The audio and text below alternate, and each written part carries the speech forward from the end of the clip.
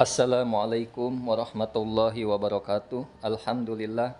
Allahumma sholli ala Rasulillah. Sahabat semuanya yang dimuliakan oleh Allah Subhanahu wa taala.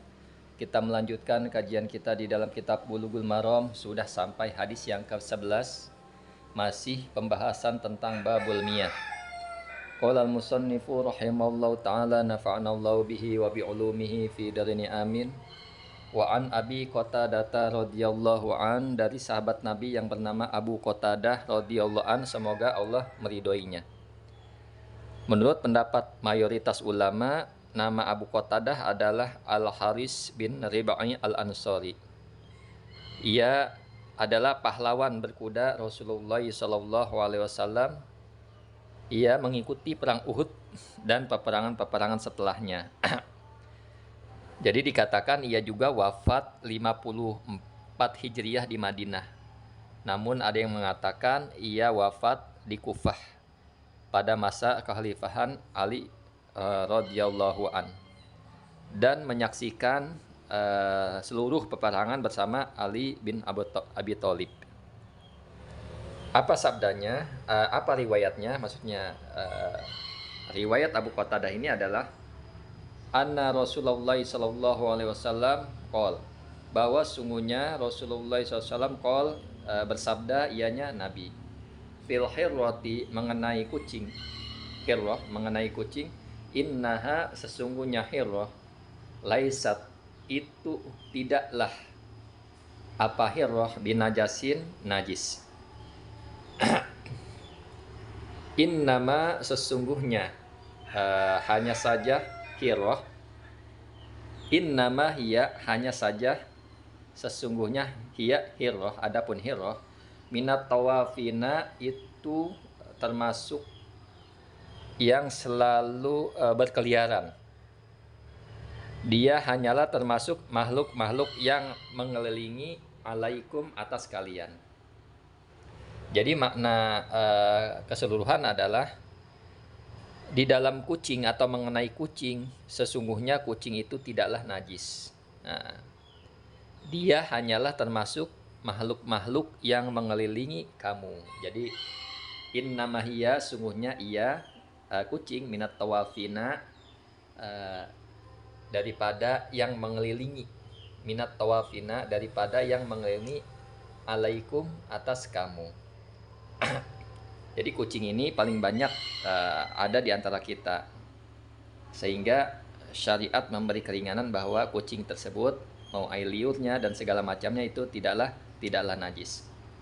Akhrajau al-arba'ah, mengeluarkan pada hadis al-arba'ah. Siapa al-arba'ah? Jadi al-arba'ah ini adalah Imam Abu Dawud, Imam Tirmidzi, Nasai, dan Ibnu Majah. Wasohahahu at-Tirmidzi, dan mensahihkan padanya hadis at-Tirmidzi, Imam Tirmidzi, wa Ibnu Huzaimah, dan Ibnu Huzaimah. Nah, jadi hadis ini hadis yang sahih. Jadi tafsir hadis ini adalah, hadis ini memiliki asbabun nuzul, yaitu sebagai berikut, bahwa Abu Qatadah diberikan air wudu. Lalu ada seekor kucing datang ingin minum air tersebut. Maka Abu Qatadah memiringkan tempat wudu itu hingga kucing tersebut minum darinya. Lalu Abu Qatadah ditanya perihal itu, maka ia menjawab, ya, Rasulullah sallallahu alaihi wasallam bersabda. Nah, ini sabdanya. Sungguhnya kucing itu tidak najis. Sesungguhnya kucing itu hanyalah makhluk-makhluk yang mengelilingi kalian, yakni apa yang disentuhnya tidaklah najis. Nah, seperti itu. Jadi kucing ini paling banyak hidup ya di antara kita. Jadi di rumah kita, di masjid, di musola, itu bahkan banyak kucing. Kemudian,